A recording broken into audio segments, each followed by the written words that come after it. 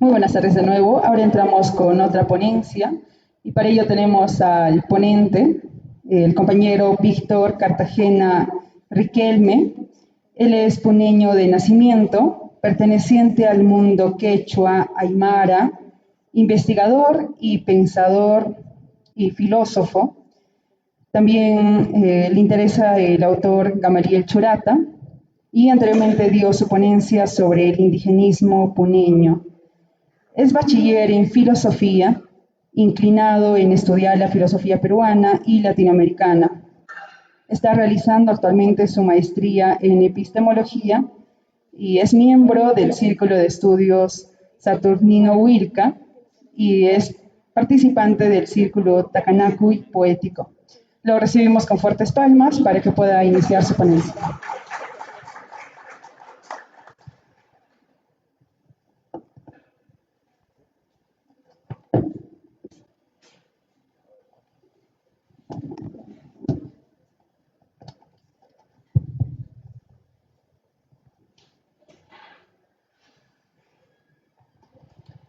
Bueno, buenas tardes. Agradezco, bueno, pese que no está presente el doctor Víctor Samuel Rivera, infinitamente por permitirme plasmar las ideas trascendentales de Gamaliel Churata. Quizás es un personaje netamente desconocido para algunos, posiblemente que lo estén oyendo en muchos casos primera vez, y bueno, para algunos que sí efectivamente lo hayan, digamos, leído, algunas de sus obras. Quizás se están preguntando cuál es la razón exponencial que investigo o analizo a Gamaliel Churata. O otros quizás piensan que es un autor literario, netamente literario o místico, ¿no? Que solo plasma ideales casi banales, ¿no? Porque así lo ven algunos autores. Otros quizás, para otros, Churata es un pensador criollo o mestizo que aparentemente escribió pues respecto de una raza que no le pertenece, que es el indio, ¿no? Bueno, otros critican su obra por su oscuridad y difícil de, digamos, de entender. Por ejemplo, lo califican de banal y trascendente dos autores que son primero el Teobaldo Loaiza Obando y Luis Cáceres Monroy. Loaiza Obando, curiosamente, es historia, él escribió una historia de Puno. Y el caso de Luis Cáceres Monroy es crítico literario en el mundo altiplánico. Pero a mí me parece un poco difícil de comprender, por ejemplo, el caso del primero, cómo estos personajes lo hayan criticado, ¿no? Porque el caso, por ejemplo, el crítico literario es como fundador de los estudios indigenistas del altiplano, ¿no? Y que califiquen pues a Churata de un autor casi, un autor menor, se podríamos decir, ¿no? Ya. Nosotros, bueno, en mi caso, investigo desde un punto de vista filosófico, aunque las investigaciones son escasas en este punto. Algunos autores se centraron su atención netamente en lo literario, en lo estético, pero mayormente se le conoce a Churata como autor literario, ¿no? Y muy pocos en lo político y casi nadie en lo ontológico, que es lo que yo he tratado, digamos, de investigar. El artículo, digamos, rescatando en la posición filosófica desde la visión ontológica, recién fue publicado en el año 2022 por un autor boliviano que se llama Aldo Medinaceli, con su artículo Giro ontológico previsto por Churata. Otro autor es Paola Mancoso, que también investiga en torno a lo ontológico, ajayo americano, giro, ontología y política en la literatura de Gamaliel Churata. Ella publica anterior a Medinaceli en 2017, pero la autora va por otros lados, mientras que Aldo Medinaceli va por un lado netamente ontológico, tocando puntos esenciales como Hartmann, Heidegger, etc. Bueno, creo que que más se adentró en lo filosófico, podríamos decir, son dos autoras, fundamentalmente. Uno es Elena Usandizaga, otro es Elizabeth Monasterios. Ellos analizaron desde un punto de vista filosófico, por ejemplo, lo que hace la crítica del dualismo de Platón. También Arturo Vilchis y Omar Aramayo, que se publicó su libro este año, ¿no? 2024, una obra voluminosa de 900 páginas sobre Churata, analiza sobre la estética, la filosofía, la literatura, la arte, la política, etcétera, etcétera. Es un libro más o menos completo. El otro, en el ámbito sociológico, investigó, también es una publicación del 2015 de Mabel Moraña. Ella analizó con su libro Churata postcolonial, tocando los autores latinoamericanos como Pablo Casanova, Quijano, etcétera. Bueno, y ahora, la pregunta fundamental aquí nos hacemos es ¿por qué Churata es un filósofo desconocido? ¿Por qué lo consideré de ese modo? O bueno, no lo consideré yo, sino Ricardo Parini, que es el personaje que publicó la obra de Churata póstumamente en 2010, Resurrección de los Muertos, él lo dice, lo afirma, de que Churata es un escritor que vino del futuro. Y ya en 1989, por ejemplo, Antonio Cornejo Polar también advirtió que Churata era uno de los grandes retos no asumidos en la crítica peruana. No se ha analizado, ¿no? Ahora, la cuestión es aquí, ¿por qué no se ha analizado? ¿Y por qué a un autor tan, digamos, ontológico, filosófico como Churata se haya podido exiliar, ¿no? Desde 1930 hasta 60, digamos, ¿no? Casi posteriormente ya, ¿no? Por Perú. La cuestión es que a Churata casi no lo entendía, era un difícil, digamos, de entender su obra, que es El Pez de Oro, ¿no? Es un libro complejo que no solo trata de un tema específico, no se puede denominar ensayo, no se podría denominar crítico literario, no se podría determinar, bueno, es una obra, digamos, que tiene varias cosas, ¿no? Tiene poesía, tiene ensayo, tiene cuentos, tiene, etcétera, ¿no? Podemos decir, bueno, el mundo, la política peruana ha tachado de filocomunista y por eso absolutamente le han saqueado su biblioteca, le han quemado su casa en Puno y fue pues de ser filocomunista fue pues absolutamente falsa, ¿no? Y bueno, tenemos autores que lo acreditan, nunca fue pues. Muchos otros escritores, narradores, estudiosos de Churata, que nos tildan también de indigenista, ¿no? Churata es indigenista. Yo comparto la postura de José Luis Ayala, que afirma en su libro, en un libro, Innata Vocación de Gamaliel Churata, ¿no? Que es un libro también escrito por José Luis Ayala. Aquí recoge testimonios, análisis, entrevistas, y aquí dice, durante mucho tiempo, despectivamente, su trabajo literario se le llamó de indigenista. Pero Churata supera ese canon por su complejidad filosófica. Su trabajo deja de ser, digamos, deja de ser estético y se convierte en médula ideológica, ¿no? Y al final, digamos, de ese análisis afirma, todavía no se ha hecho un trabajo serio, analítico ni crítico real sobre Churata. Bueno, recordemos ese aspecto que desde 1990 recién se está investigando, digamos, a manera profunda, aunque en algunos casos erróneo, porque no se conoce los puntos fundamentales que él, digamos, el cuestión barroca en caso de Perú, ¿no? Por ejemplo, que lo recomienda Omar Aramayo para leer su libro, es Pez de Oro. Pero este libro, aparte de ser eso, también es un libro complejo porque utiliza 3 idiomas, que es el quechua, el aymara y el español, ¿no? Entonces, para poder inmiscuirse en este mundo, tiene que tener al menos una idea para poder, digamos, transmitir o comprender qué es lo que está queriendo decir. Y lo considero, ¿y por qué no es indigenista? ¿Por qué no sería Churata un indigenista? Los indigenistas lo ven al indio como triste, ¿no? Lo ven sombrío, lo ven como lastimero, fracasado y finalmente derrotado. Desde esa postura han hecho los indigenistas como un caso, digamos, de que el indio no va más allá. ¿Por qué? Porque ha perdido su imperio tahuantinsuyo y por lo tanto ha sido fracasado, como el caso de Uriel García, que digamos, ha tratado de sacarlo por un nuevo indio que es totalmente, bueno, fuera de lo que normalmente debería ser, ¿no?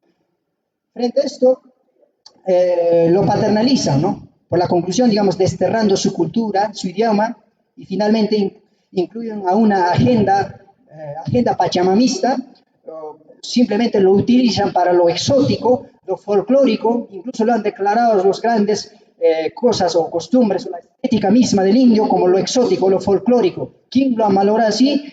Bueno, ya sabemos, la República con su criollaje, y ese es el punto.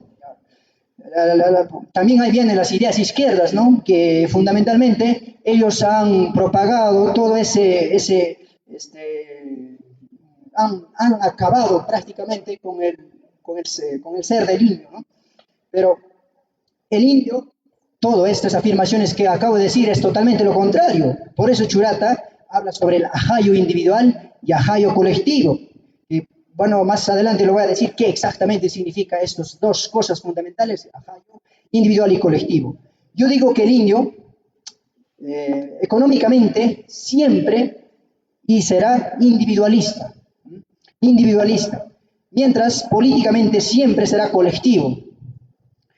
En caso de la económico individualista, clara muestra Juliaca, Puno, la historia lo demuestra en su ámbito de comercio. Ellos son, pues, que constantemente van con su economía burguesía, la economía aymara, en esta uniéndose. Y eso es la economía que es absolutamente individualista. Entonces, en esta parte, se analiza también, Churata quiso superar los errores del capitalismo y el comunismo, porque Churata era pues un pensador vanguardista, ¿no? Que nunca se afilió directamente a ningún partido político, ¿no? Eso fue Gamaliel Churata, ¿no? Volvamos al punto donde quise decir sobre el filósofo desconocido. No solo podemos tratar a Churata de lo filosófico, como vuelvo a decir, bueno, se podría investigar, analizar, ¿no? Sino también hay que analizar sobre lo político, que es casi poco el trabajo, lo literario se analiza también, pero no se analiza de mayor envergadura, quizás. Lo estético, casi su trabajo es poco, epistemológico, igual, ético también, religioso, incluso su nombre mismo viene de ahí, ¿no? Porque Gamaliel se encuentra en la Biblia, ¿no? Sino es parte de ahí lo saca, y Churata es el iluminado, que significa en el Aymara, ¿no?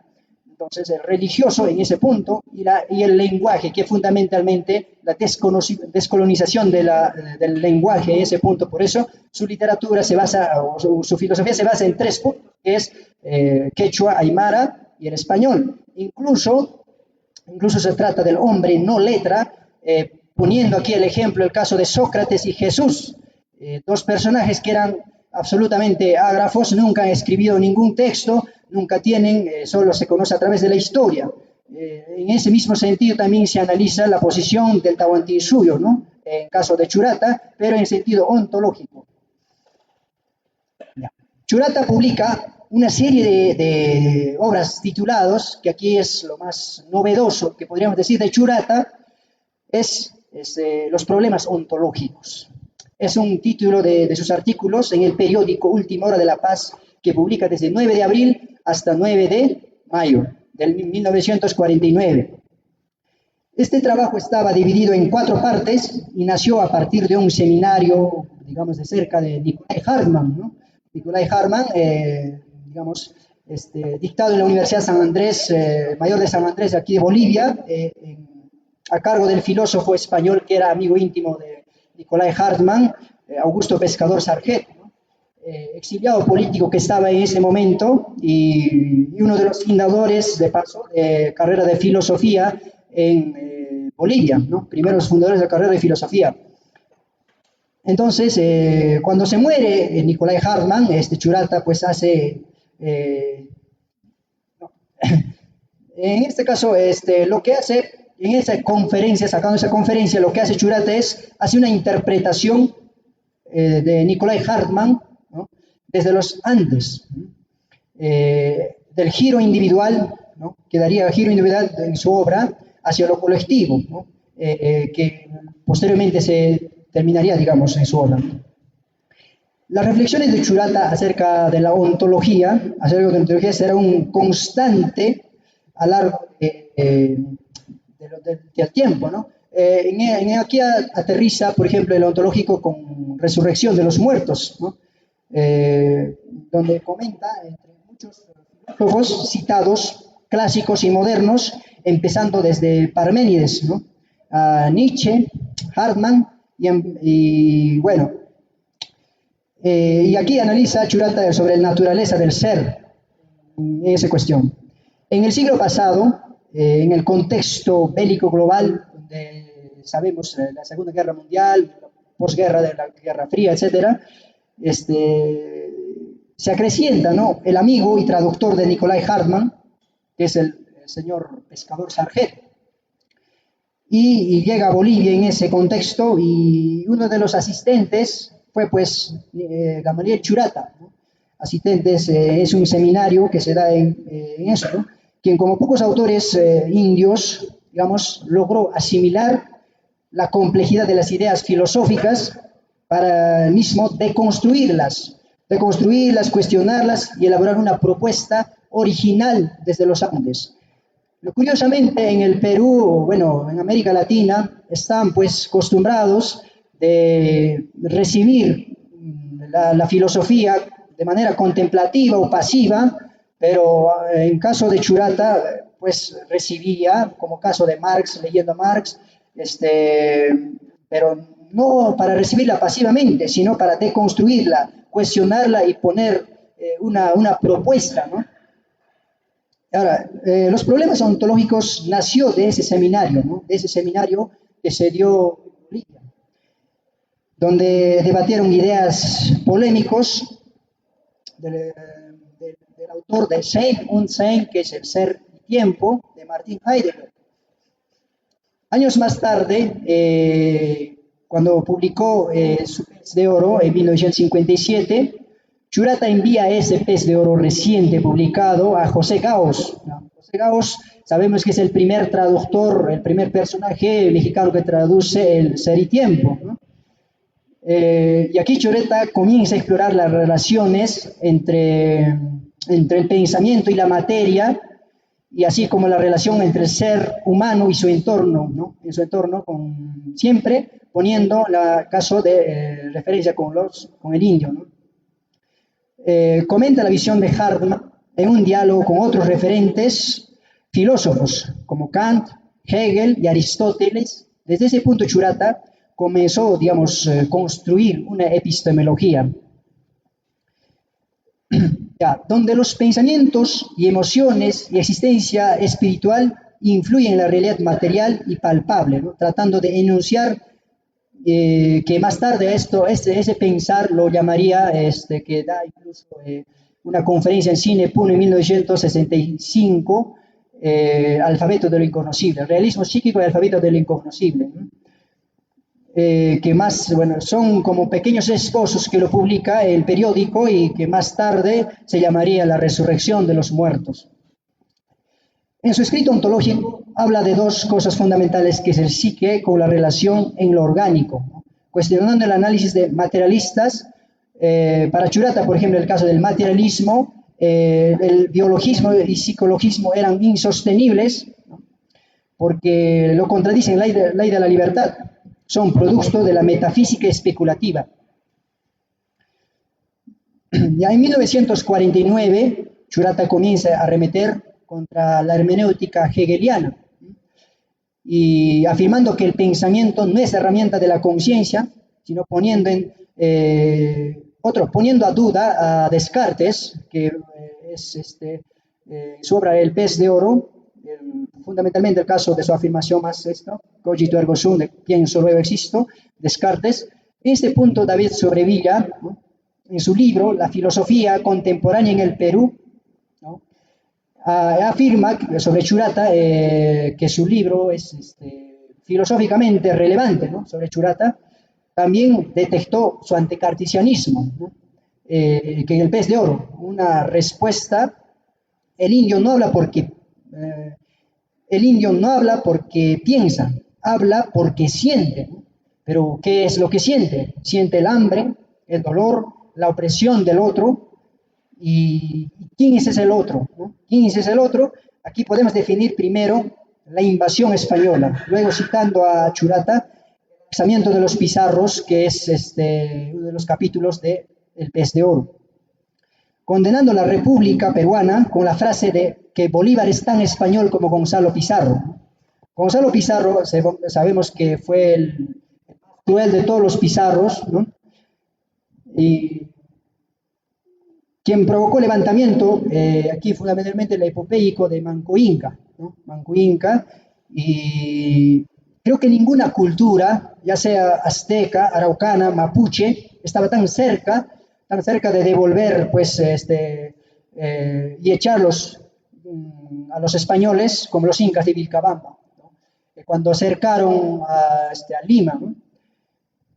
La República hizo un dolor palpable hacia el indio. Por eso, en este capítulo, Churata cierra con una frase, digamos, que no solo, como González Prada dijo, lo económico, mejor dicho, la educación, problema de la educación, Mariette dijo lo económico, pero en caso de Churata es el problema del ser, ¿no? Aquí podemos decir sobre la patria ajena. Patria ajena, el Estado, ha sido percibido como una concentración de todo lo ajeno, impuesto, y es la antítesis espiritual de todos los huacas, por ejemplo, la antítesis política del Tiahuanaco, la antítesis política del Tahuantinsuyo y la antítesis política del Collasuyo, digamos, ¿no? Entonces, el ñanja, por ejemplo, ese ñanja utiliza constantemente que significa lo ajeno en el aymara, ¿no? Churata habla del ser desde el ajayo quechua, ¿no? Ajayo quechua aymara, ¿no?, que está enfermo, ¿no? El ajayo en aymara es el ser, ¿no?, que utiliza Churata es el ser, o también se denomina como alma, pero no en sentido, digamos, como la conocemos o como la, digamos, en sentido espiritual, ¿no? El prerequisito para la vida es el ajayo, ¿no? El ajayo es la alma de los muertos, ¿no? Pero hay dos ajayos, el ajayo colectivo y ajayo individual. En este punto, el ajayo colectivo es una patria, es todo el Tahuantinsuyo, como podríamos decir, en ese sentido todo el Perú, digamos, ¿no? Pero el individual viene a ser sus principales personajes o sus personajes que lo habitan dentro de eso, dentro de ese cultura o ajayo, como se podría decir. Y ahora, el colectivo viene a ser, se enferma cuando llega el colonialismo, ¿no?, fundamentalmente, porque lo afecta todo un pueblo, una nación, ¿no?, como se podría decir. En este punto, según Luis Enríquez Tor, autor de El Indio y los ensayistas peruanos, afirma: el suerte del Perú es inseparable del indio, se hunde o se redime en él, pero no le es dado abandonarlo sin suicidarse. En el siglo XIX se hunde una república sin el indio y contra el indio, como diría Mariatti, ¿no?, de ese punto. Y la república inició contra el indio y la ignorancia, digamos, absoluta que lo mantenía, y bueno, en ese mundo que ya conocemos. Churata plantea un ego indio, ¿no?, un ego indio que no es simplemente paternalizar como muchos indigenistas lo han hecho, sino que recobre el indio, ¿no?, lo mítico, como el caso del génesis de su imperio, el caso del Titicaca, ¿no? Pero aquí el indigenismo, en algún sentido, digamos, planteó, digamos, como defensor del indio, aunque el indigenismo posteriormente se ha desviado al marxismo, y Churata, pues, es libre pensador, este aspecto y es, digamos, no fue pues este caso incluso han escrito un libro, El Imperio Socialista de los Incas, ¿no? Que es absolutamente contrario a la noción, digamos, del indio, ¿no? Entonces el indio adopta en este punto el ser de su colonizador. ¿Y por qué adopta ese punto? Para no ser humillado, para no seguir siendo perpetrado o mancillado, ¿no? En ese punto. Bueno, bueno, ya casi para terminar, eh, bueno, dar algunos puntos. Churata rompe con la idea del mestizaje fundamentalmente, ¿ya? Criticando a Inca Garcilaso de la Vega por no haber escrito, digamos, en quechua, ¿no? Porque él se manifiesta en su escrito que soy el indio, soy un indio, ¿no? Desde ahí quería expresarse, pero no escribió el idioma del indio, ¿no? Quizás el personaje que más criticó al mestizaje y con mayor propiedad, ¿no? Es el ensayista puneño Hugo Chacón Málaga, ¿no? En su libro Nación Andina. El mestizaje debe ser, digamos, anularse como un proyecto en la nación peruana, ¿no? Por ejemplo, Churata jamás creyó en un proyecto mestizo, ¿no? Nunca creyó, ¿no? Bueno, en este punto, Hugo Chacón, por ejemplo, critica a Mariátegui, por ejemplo, eh, bueno, recopilando todos sus textos, ¿no? Y bueno, también conociendo de que Mariátegui, si no hubiera sido por Urbiola o si no hubiera sido por los informantes de Orcopata, posiblemente nunca haya sido un indigenista de la costa, hubiera quedado en el marxismo y finalmente ahí hubiera, digamos, terminado. Finalmente, el Churata es el único que lee y hace filosofía desde el indio en el Perú. En este caso es el puneño, es la vanguardia de la historia y lo define como ejemplo de la, digamos, lo de poder definir como la generación de grandeza y nosotros nos queda como jóvenes revivirla, engrandecerla o si no, revivir o morir. Muchas gracias.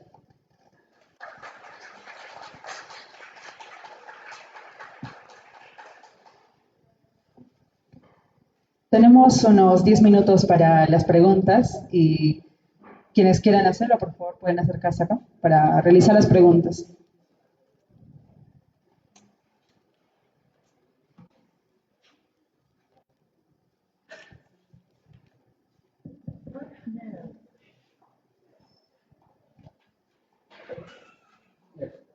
Hola. Antes, gracias por las dos ponencias que se relacionan un poco. Mi pregunta va dirigida para Juan, pero también Marieta lo puede responder. Según lo que he entendido, he elegido el pez de oro, ¿no? Es un libro maravilloso. Pero lo que he entendido es que tu lectura va hacia extraer un pensamiento ontológico del pez de oro. Bien, entonces esto me hacía pensar, la mayoría pertenece a la vanguardia, ¿verdad? 1930, 1920. Este es un tipo de pensamiento que se ha ido generalizando, digamos, en toda Sudamérica. Por ejemplo, en Brasil hay un multiracionalismo. Entonces, creo que si he entendido bien, lo estás relacionando con, para ir contra Descartes, contra Descartes, una especie de aproximación a la realidad como cognición-emoción, ¿no? Un acercamiento no solo desde la razón, en Occidente es razón instrumental, ¿no? Conocer mediante los ojos para con las manos manipular, transformar, someter, sino tener una cierta empatía con lo que, con el entorno. Entonces, desde esa ontología, ¿qué planteamientos, qué propuestas políticas se vienen con tuyo? ¿Cómo, ¿Cómo se podría actuar políticamente? O sea, yo pensaba en microcomunidades tal vez, porque no hay nación, ¿no? El Perú es un estado, pero no es una nación. Así.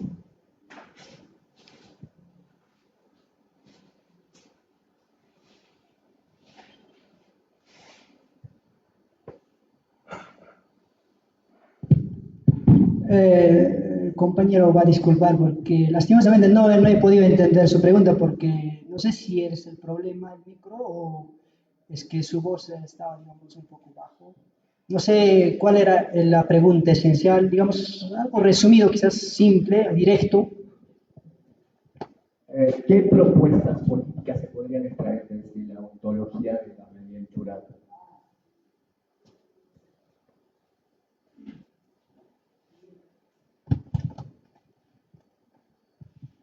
Ya. Su propuesta, en caso, digamos, a ver, un momento. Hay una autora, respecto a esto lo escribe de manera profunda. A ver, ¿dónde está? Ya. El Ajayo Americano, Ontología y Política de Gamaliel Churata, Paula Mancoso. Ella lo analiza, pero primero, para que haya una propuesta política, habrá que curar el ser del indio, porque es una trauma social o trauma colonial que lo llama. Hay una enfermedad dentro de eso, y esa enfermedad es una especie, digamos, que se propaga como un virus, ¿no? Aquí parte por la noción, digamos, de que el indio es el enemigo de otro indio, ¿no? ¿Y cuál es ese indio? Porque el indio, para, digamos, como vuelvo a decir, para ser aceptado en esa sociedad, digamos, tiene que dejar su ser y pertenecer a otro que no es suyo, ¿no? Entonces, para que no ocurra eso, hay fundar una identidad, ¿no? Y bueno, plantear recién, ¿no? Por eso hablaba del caso, digamos, eh, el caso del Kiuchasca, ¿no? Que significa el cuerpo enfermo en quechua, ¿no? En el mundo puneño conocemos que el Kiuchasca es una enfermedad que cuanto antes se debe curarla, ¿no? Y bueno, después de eso ya sería la posición, digamos, planteamiento político, pero ¿en qué se basa ese planteamiento político? El indio en algún ya el poder económico en algún punto, los aymaras o la burguesía aymara, incluso hay un personaje que habla sobre esto, Untoja, Fernando Untoja, que es un economista liberal de Bolivia, pero en torno al catarismo o al indianismo, ¿no? Que lo analiza desde la perspectiva económica a lo aymara o al mundo, digamos, que está creciendo. Ahora, le falta el poder político, que habrá que analizar profundamente, pero Churata lo analiza de una perspectiva que el indio debe tomar, digamos, la postura, obviamente antidemocrático, porque, bueno, las cuestiones democráticas son, bueno, puntos que habría que revisarlas con pinzas, ¿no? Porque yo tengo mis propias opiniones, pero en este caso, bueno.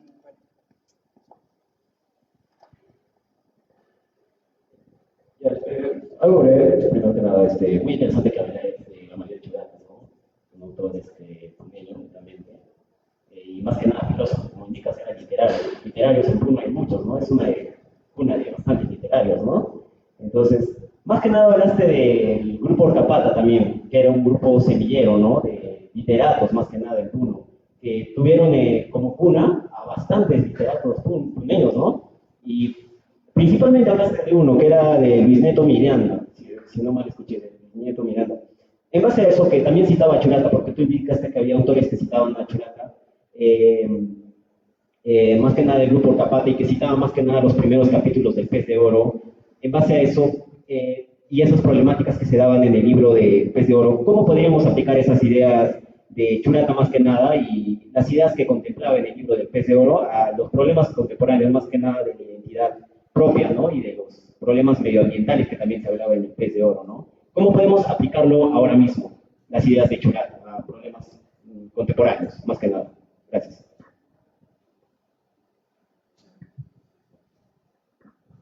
Buenas tardes nuevamente con todos. En primer lugar, felicitarte por la ponencia, compañero Víctor, estuvo bastante ilustrativo. En primer término, desarrollar la antología en torno al indio me parece bastante importante y creo que Churata puede jugar un papel bastante importante dentro de sus estudios y buena iniciativa al respecto. Segundo, me da curiosidad sobre esta relación que tú de manera soslayada mencionaste entre indigenismo y marxismo, ¿no? Al margen de que este sea, digamos, Gamaliel sea un libre pensador, participó, digamos, dentro del grupo Orcopata y generalmente se le suele conocer como un grupo indigenista. Y claro, estoy de acuerdo con todas las características que tú has mencionado sobre el indigenismo, ¿no? Que es paternalista, que suele utilizar el indio, entre otras cosas. Sin embargo, por ejemplo, el indigenismo, digamos, nace como un pensamiento bajo los principios liberales, ¿no? Y su momento eje, tiempo eje, en Cusco, en Puno, incluso también con Juan Gustavo en el siglo XIX, nace bajo los principios liberales, ¿no? Llega un momento dado en donde el indigenismo tiende a abrazar ciertos principios del marxismo, y ahí es donde se pierde, como tú bien manifiestas, ¿no? Y me interesa esto en Churata, ¿no? ¿Cuál es la relación que existe entre Churata y el marxismo? A través, obviamente, del vínculo con Mariátegui, ¿no? Dado que, por ejemplo, muchos de los indigenistas liberales en su momento, como Uriel García, han sucumbido frente a este pensamiento, ¿no? Y en un momento dado incluso abandonan el propio pensamiento indigenista liberal para poder incluso postular como diputados de la ciudad del Cusco, ¿no? Es el caso de algunos indigenistas. Pero, sin embargo,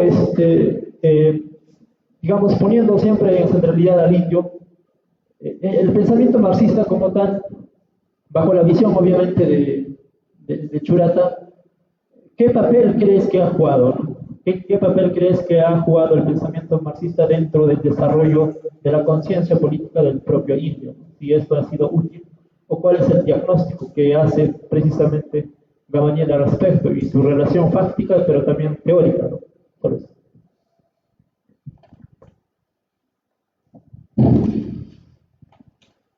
Ya, bueno, en caso de la relación entre, bueno, voy a empezar del último y para terminar con el compañero, la relación con el indigenismo y marxismo en torno al caso de Orcopata, ¿ya? Si bien Orcopata, pues como fuera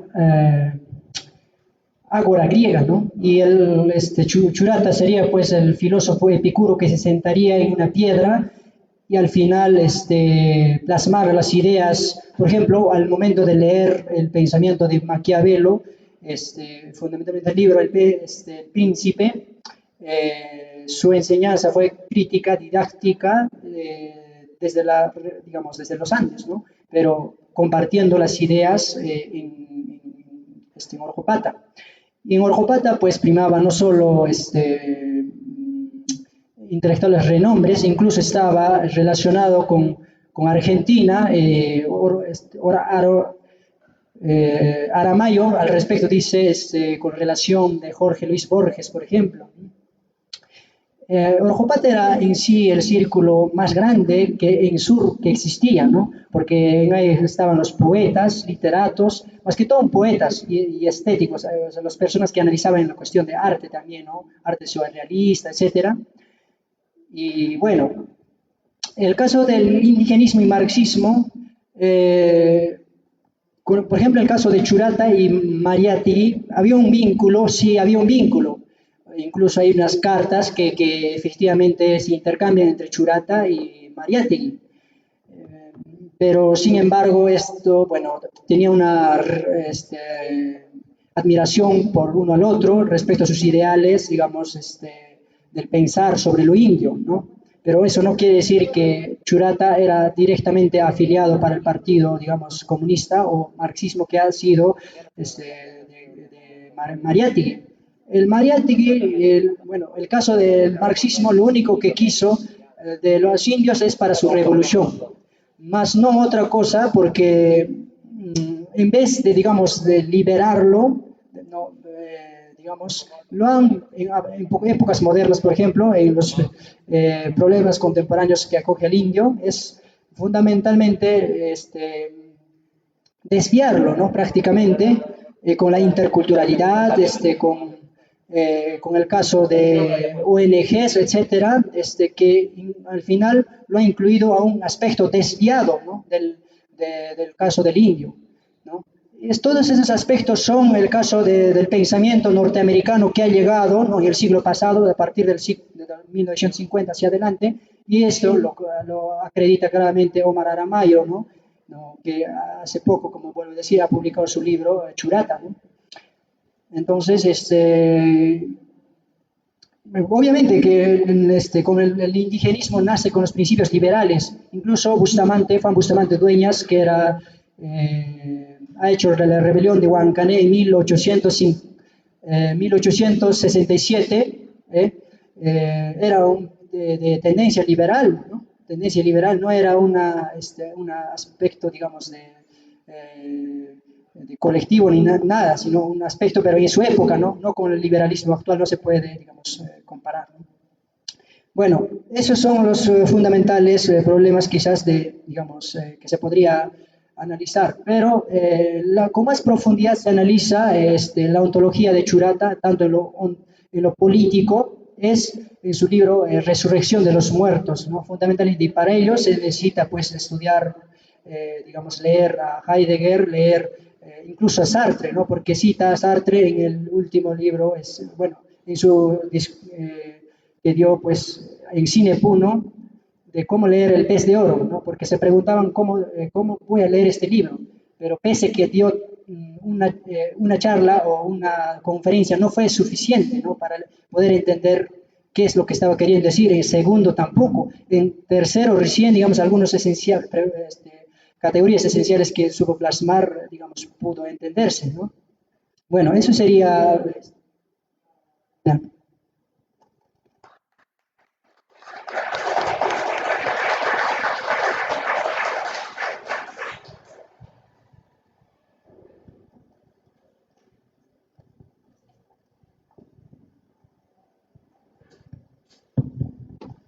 Muy bien, gracias a todos por su atención y